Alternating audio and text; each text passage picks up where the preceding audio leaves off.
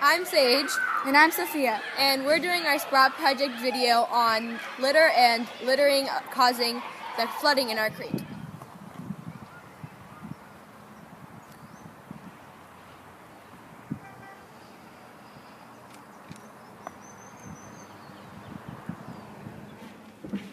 The litter in the creek clogs the drains, causing the creek to flood.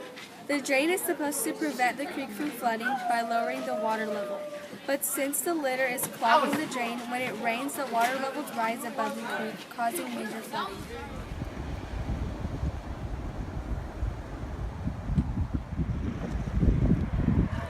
Due to littering, the wildlife in and around the creek is highly impacted. Many everyday items could harm the wildlife. Animals could get stuck in or cut by cans and containers. Plastic bags could suffocate animals, and rubber bands could wrap around the bills of the birds.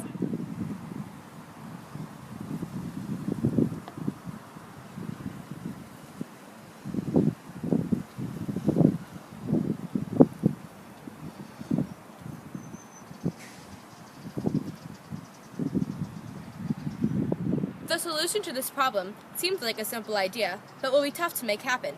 We could organize a creek cleanup field trip. These have helped in the past. Another way is to put up no dumping signs. We could also contact the city to increase anti-littering efforts, such as asking to create a fine for littering or dumping. Previous city efforts have included widening the canal and getting goats to eat back the vegetation. These have helped in the past, but we feel that we need to help even more.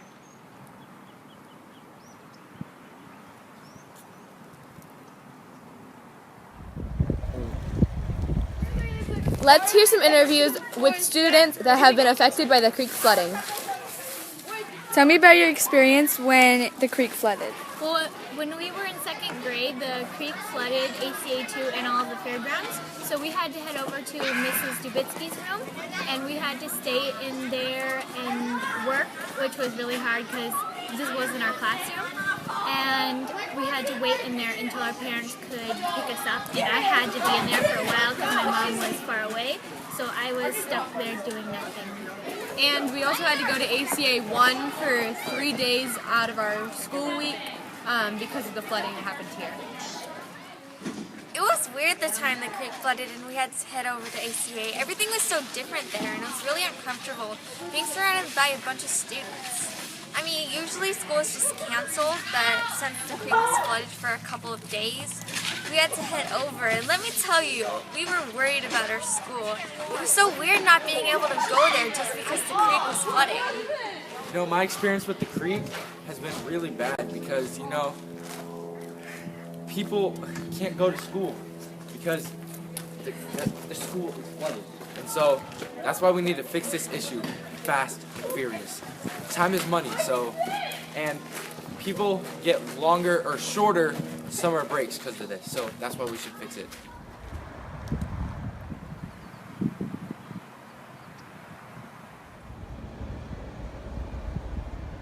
Let's see what Mrs. Dubitsky has to say about the litter in the creek. How much has it cost to restore the fairgrounds when the creek floods? For this particular flood, it's going to be between $300 and $500 plus the time for the custodian, his work time. In the past, it has been more money because it has flooded more of the classroom, but we have a lot of volunteer time, so a lot of it is volunteers giving their time without being paid. What is the highest the water level has been when our school floods? This year, the highest parts were 4 inches.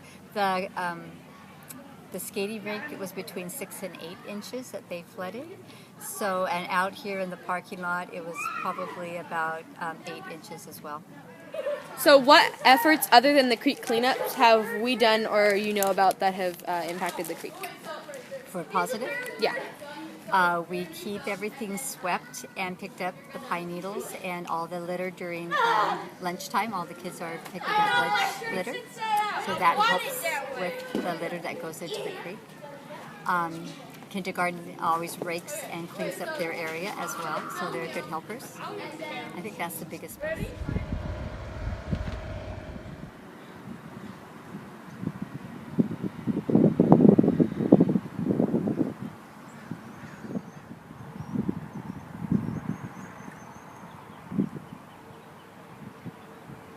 like to ask the city to put up no dumping signs and include our creek in the citywide cleanup.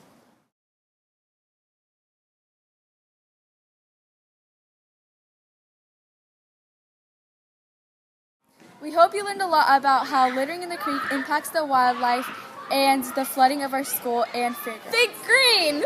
Keep our creek clean!